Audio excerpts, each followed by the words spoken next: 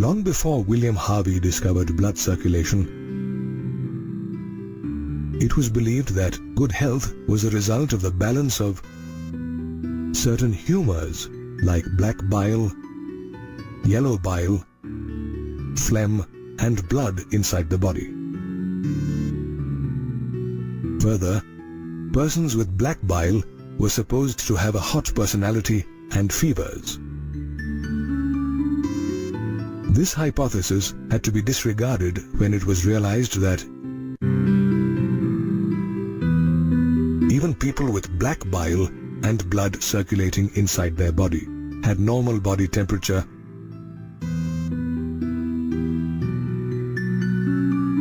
Health then came to be regarded as a state of complete physical, mental, and social well-being. However, when our body is infected with a disease, we are no longer healthy. Diseases can be of two types: infectious and non-infectious. As the name suggests, infectious diseases are those that can be transmitted from one person to another. While some infectious diseases, such as the flu, are very common, others like AIDS are fatal. Diseases can be caused by a variety of organisms such as bacteria or fungi. All disease-causing organisms are called pathogens.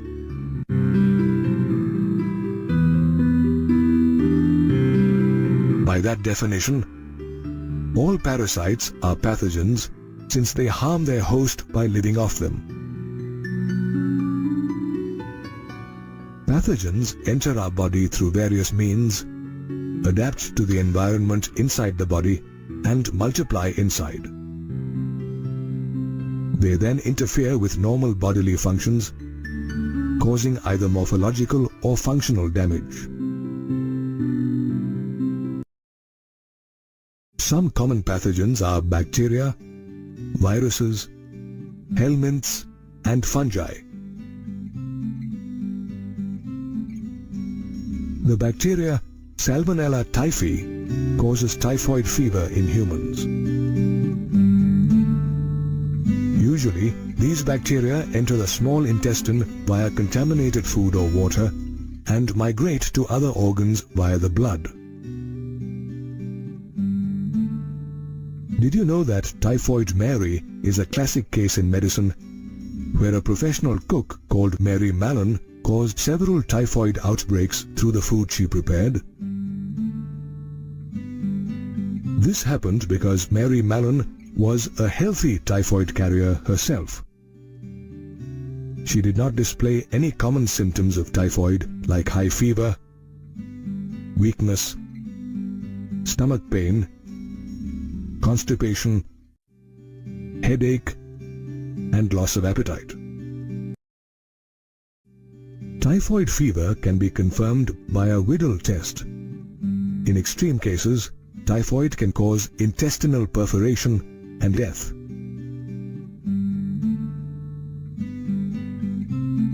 Other bacteria like Streptococcus, pneumoniae, and Haemophilus influenzae cause pneumonia that infects the alveoli of the human lungs.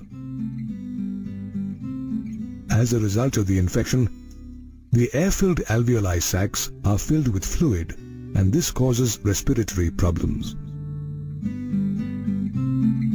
Fever, chills, cough, and headache are other symptoms of pneumonia. Sometimes, in severe cases, the lips and fingernails turn grey to blue in color.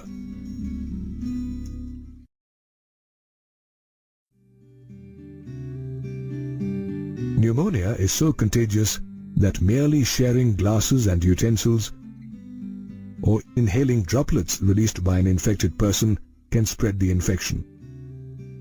That merely sharing glasses and utensils or inhaling droplets released by an infected person can spread the infection.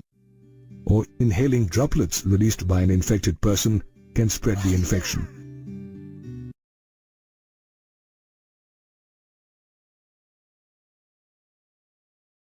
Dysentery, plague, and diphtheria are other diseases caused by bacteria.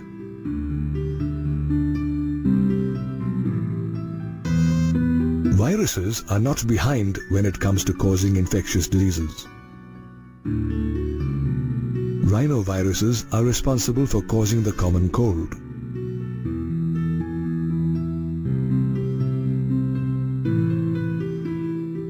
Did you know that the common cold is one of the most commonly infected human diseases? Unlike pneumonia, it infects only the nose and respiratory passage instead of the lungs. Nasal congestion and discharge, a sore throat, headache and hoarseness are other symptoms of the common cold, which lasts for about 3 to 7 days.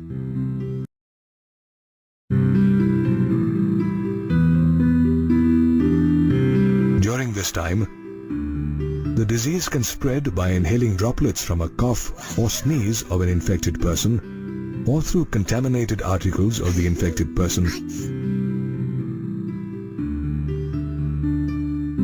such as pens, books, doorknobs, computer keyboards, and other similar objects. Helminths like Ascaris and Wuchereria are also responsible for causing pathogenic diseases in human beings. Ascaris, the common roundworm, is an intestinal parasite that causes ascariasis. It is characterized by internal bleeding, muscular pain, fever, anemia, and blockage of the intestinal passage. Since eggs of the parasite are also excreted along with the feces of human beings, soil, water, and plants are also infected. The infection spreads to a healthy person through contaminated food, vegetables, and fruits.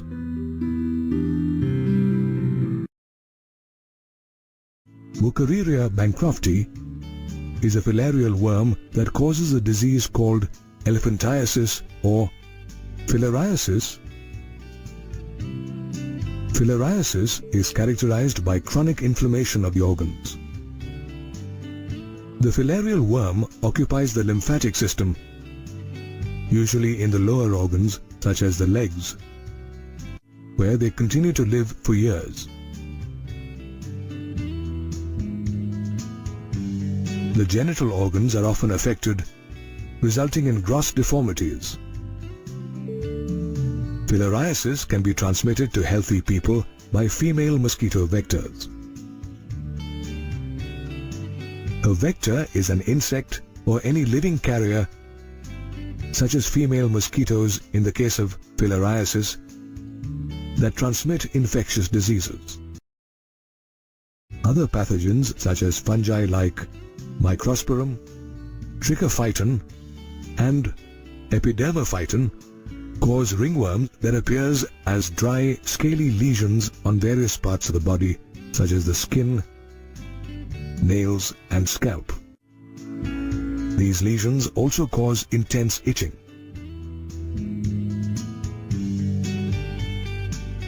They thrive in skin folds like the groin or between the toes, as fungi thrive in heat and moisture. Ringworms can be transmitted to healthy individuals by sharing towels, combs, and clothes of an infected person.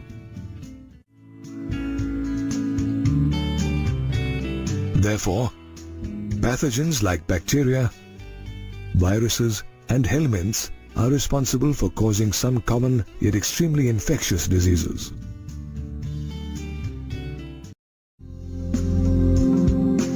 Of the many infectious diseases that exist across the globe, one that afflicts 40% of the world's population is malaria. According to the World Health Organization, or WHO, malaria kills a child every 30 seconds. Worldwide, It is estimated that there are 300 to 500 million clinical cases of malaria a year. Did you know that malaria is caused by a tiny parasitic protozoan called Plasmodium? P. vivax, P. malaria, and P. falciparum are different species of parasitic protozoa that are responsible for different types of malaria. Of these, P. falciparum causes the most serious and fatal type of malaria. Plasmodium enters the human body in its infectious form, known as sporozoites, through the bite of the female Anopheles mosquito. Sporozoites travel through the blood to reach the liver, where they initially multiply via asexual reproduction to form merozoites inside the liver cell. The liver cells burst and the merozoites are released into the blood. Then, they attack the red blood cells, or RBCs, by multiplying again via asexual reproduction and leading to the rupture of RBCs. The rupture of RBCs releases a toxic substance called hemozoin, which causes chills and high fevers every 3 to 4 days. As the released parasites go on to infect new RBCs, some merozoites develop into sexually differentiated forms such as male and female gametocytes. So, when the female Anopheles mosquito bites an infected person, these male and female gametocytes enter the mosquito's body.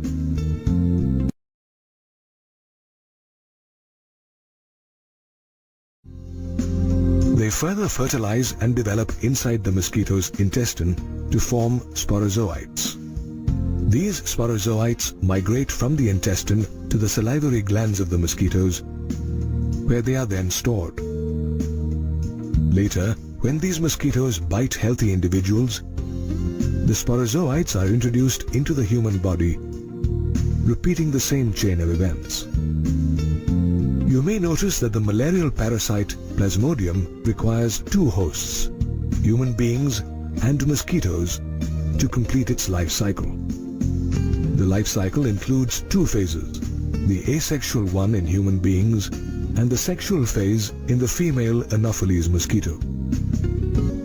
Also, it is Plasmodium that is the cause of the malaria, while the female Anopheles mosquito merely acts as a vector or a transmitting agent.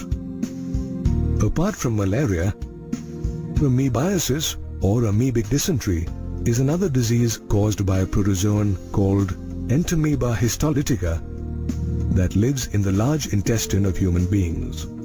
It is characterized by symptoms such as the discharge of blood and mucus in the feces, severe pain in the abdomen, and constipation.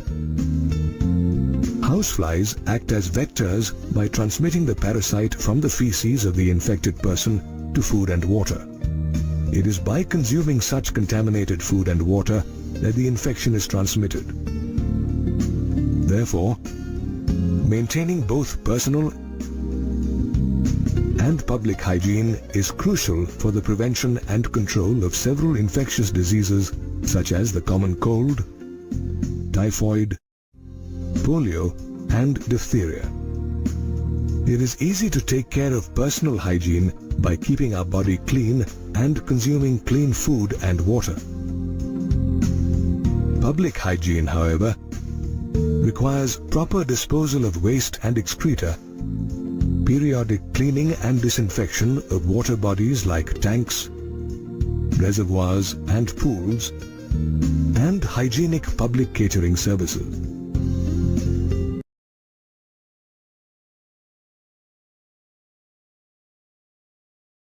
Keeping water and food clean is important because most infectious diseases like typhoid, amoebiasis, and ascariasis are spread by vectors that are transmitted through contaminated food and water. Further, it is important to control or eliminate vectors along with their breeding places. No water should be allowed to stagnate around residential areas. Even household coolers should be regularly cleaned. Insecticides or kerosene oil should be sprayed in ditches, drains and swamps. Some fish like gambusia that feed on mosquito larvae should be bred in ponds and lakes. Doors and windows should be provided with a wire mesh to keep mosquitoes outside, and at night, mosquito nets and mosquito repellents should be used. Undertaking such control measures prevents the transmission of diseases such as malaria and filariasis, which are transmitted by mosquito vectors. Even diseases like dengue and chikungunya, which are transmitted by a mosquito vector called Aedes, can be avoided by implementing these control measures. For airborne diseases like pneumonia and the common cold, care must also be taken that contact with infected persons and their belongings are avoided.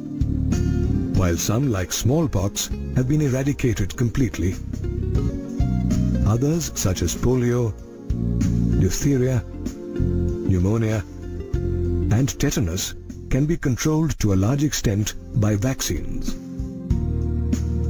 With new emerging developments in biotechnology, several antibiotics and drugs have been discovered that are effectively used in the treatment of infectious diseases.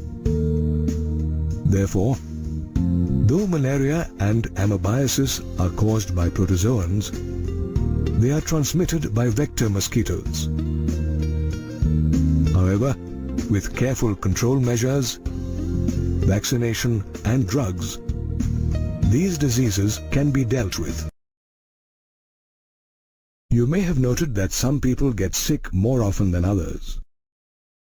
When an infectious disease is doing the rounds of your locality, there are some who remain healthy while others take ill too soon. Also, even though our body is attacked every day by several infectious agents, we do not succumb to every agent. Why is that? The answer lies in the immunity of our bodies, which varies from individual to individual. Immunity is the overall ability of a host to fight the disease-causing organisms. Immunity is of two types, innate and acquired. Innate immunity is something we all possess since birth. It is a non-specific kind of defense, which provides different types of barriers to the entry of foreign agents to our body. 4 different types of barriers are provided by innate immunity: physical barriers, physiological barriers, cellular barriers, and cytokine barriers. The skin on our body is the main physical barrier to the entry of microbes. The mucous coatings of the epithelial lining of the respiratory, gastrointestinal, and urogenital tracts inside the body are also physical barriers to microbes as they trap them. Saliva in the mouth, hydrochloric acid inside the stomach, as well as tears in the eyes, act as physiological barriers to microbial invasion. Our body also has certain types of leukocytes or white blood cells or WBCs, such as monocytes, natural killer lymphocytes, and polymorphonuclear leukocytes, also known as PMNL neutrophils, in the blood. Together, they constitute a cellular barrier, along with macrophages in the tissues. They can also destroy microbes. Some virus-infected cells release proteins called interferons that prevent the spread of infection in the body, thereby acting as cytokine barriers in the body. On the other hand, Acquired immunity is pathogen-specific. It depends on the body's memory. For example, when a body encounters a bacterium for the first time, it produces a low-intensity response called a primary immune response and produces memory cells. However, when the same bacterium attacks again, the memory cells help to elicit a secondary immune response of high intensity. This response is also known as an anamnestic response.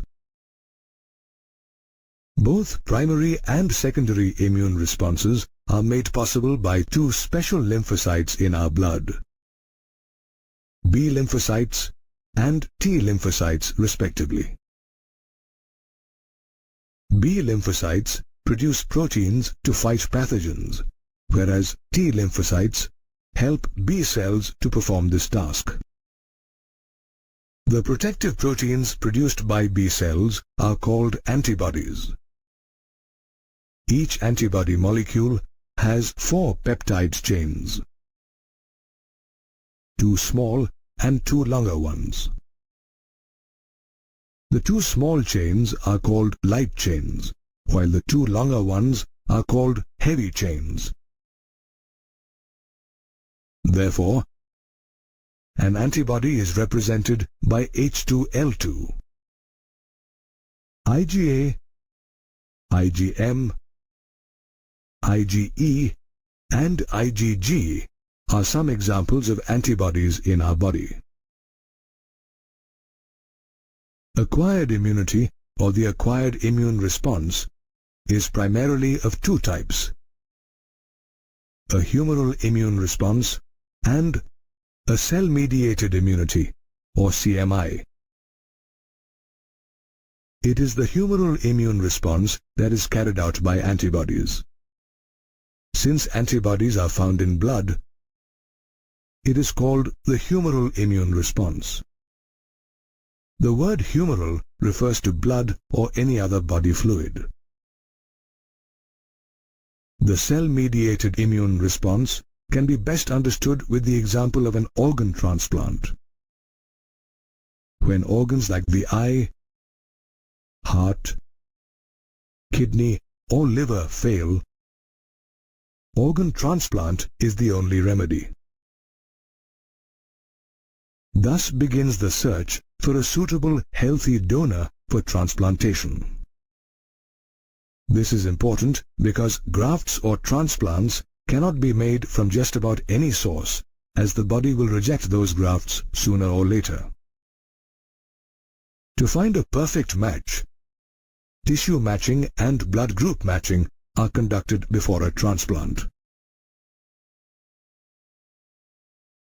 This ability of the body to differentiate between self and non-self while rejecting grafts is the cell-mediated immune response.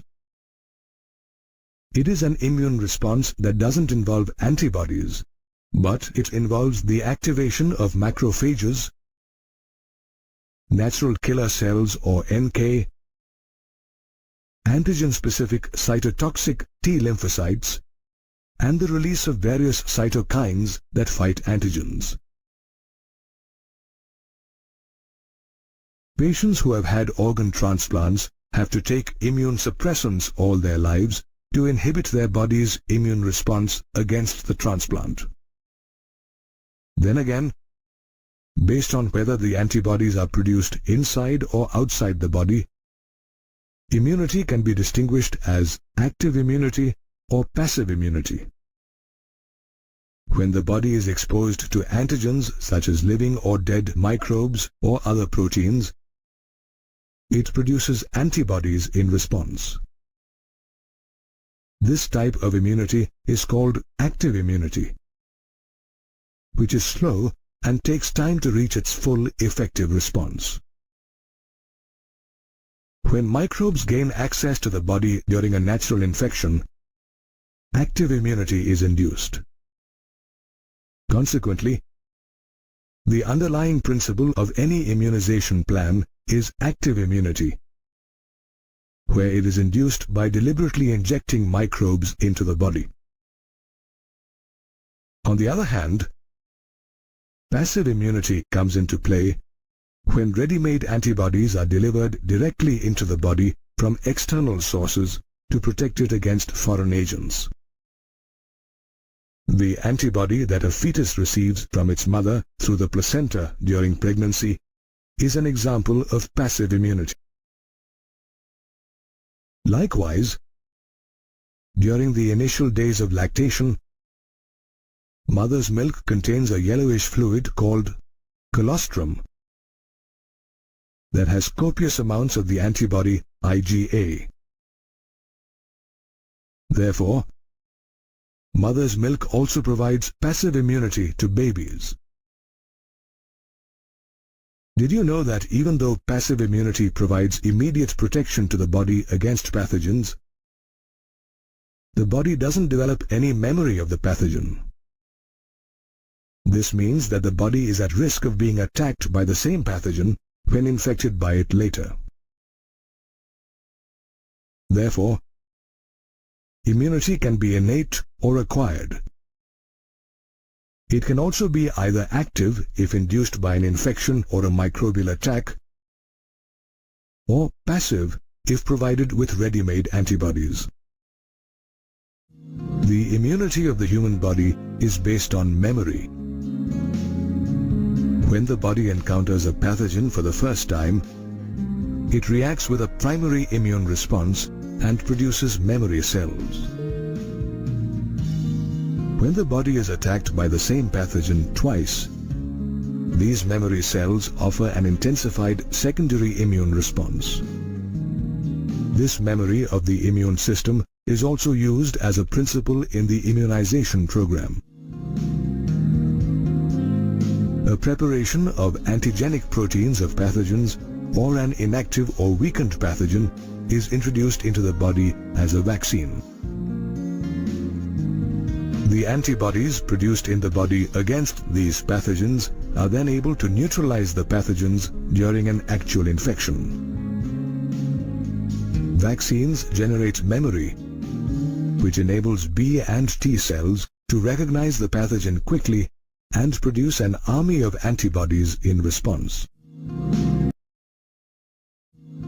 Sometimes, when a quick immune response is required, for instance during a tetanus infection where the body is infected with deadly microbes, preformed antibodies are injected into the body.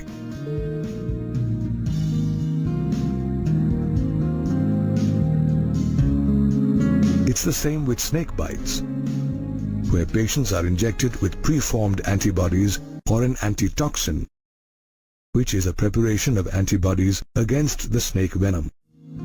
This type of immunization, involving preformed antibodies, is called passive immunization.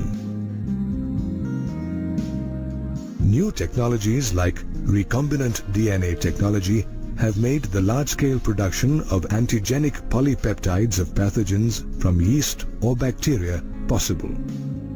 The hepatitis B vaccine is produced in a similar manner from yeast. In higher vertebrates, like human beings, memory-based acquired immunity is so evolved that they can differentiate foreign organisms such as pathogens from self cells. Most experimental immunology is based on this aspect. In addition, sometimes due to genetic or other unknown reasons, the body attacks itself or self cells.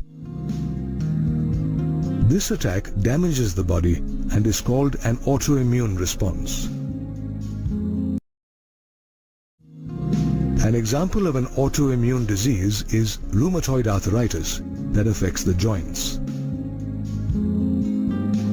Similarly, apart from an autoimmune response, the immune response also comes into play during an allergy.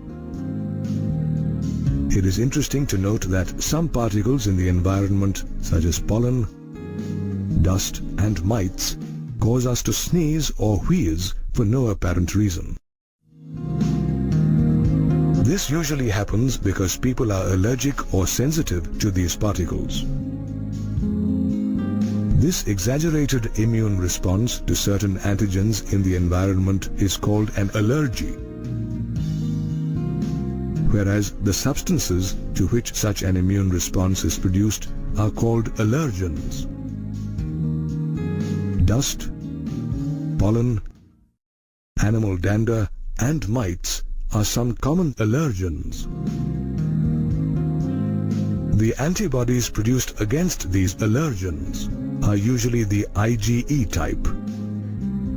A runny nose, sneezing, watery eyes, and difficulty breathing are common symptoms of allergic reactions. An allergic reaction is caused by the release of chemicals like histamine and serotonin from mast cells. Therefore, the use of drugs like antihistamine, adrenaline, and steroids quickly reduces the symptoms of an allergy. To determine the exact cause of an allergy, the patient has to either be exposed to or injected with small doses of different allergens. The patient's reaction to each allergen is studied to arrive at a conclusion. Somehow, modern-day lifestyles that border on unhealthy have lowered natural immunity and heightened our sensitivity to various allergens. Moreover, a protected early childhood doesn't prepare the human body for the vagaries of the environment in a metro city. Therefore, even though our environment is continually getting polluted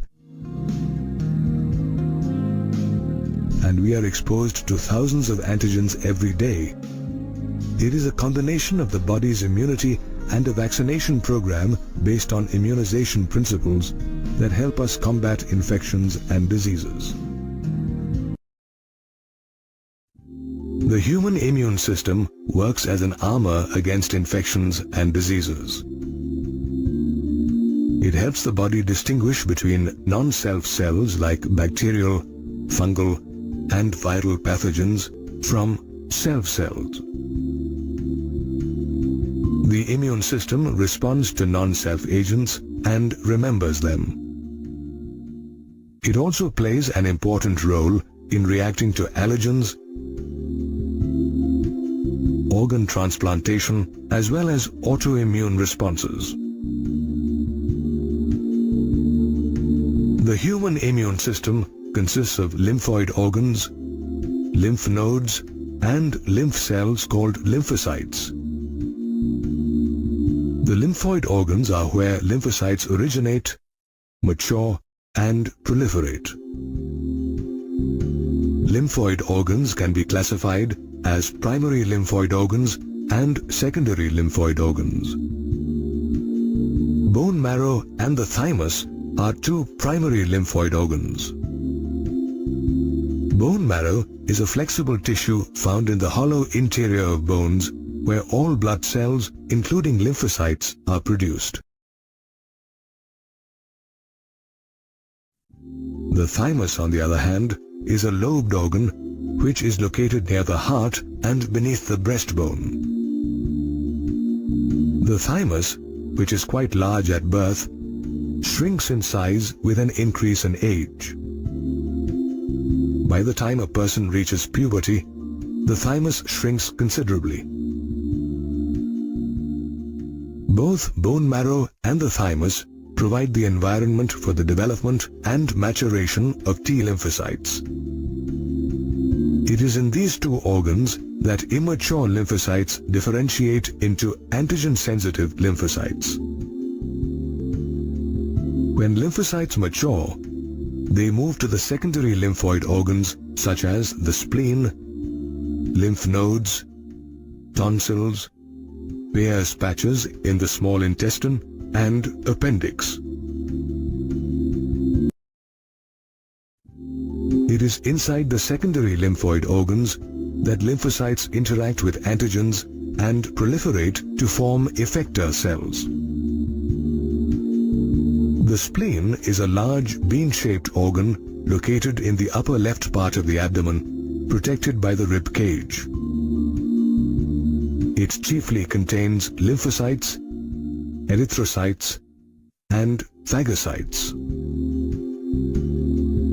It acts as a large reservoir of blood to be supplied in times of emergencies like hemorrhagic shock or excess loss of blood due to cuts or injuries. It also plays the role of an RBC graveyard by removing old or damaged RBCs from the body. Apart from the lymphoid organs, the human body has clusters of lymph nodes in places such as the neck, underneath the arms, and in the groin. Lymph nodes trap microbes and antigens that enter lymph and tissue fluid. It is these antigens trapped inside the lymph nodes that activate the lymphocytes to produce antibodies, resulting in an immune response. Another lymphoid tissue called mucosal-associated lymphoid tissue, or MALT, is located inside the epithelial lining of major tracts like the respiratory, digestive, and urogenital tracts. The T cells, B cells, and macrophages present in MALT help regulate mucosal immunity. MALT constitutes about 50% of lymphoid tissue inside the body. Therefore, the immune system, which collectively comprises the lymphoid organs, lymph nodes, and tissues, protects the human body from invasion by pathogens and microbes.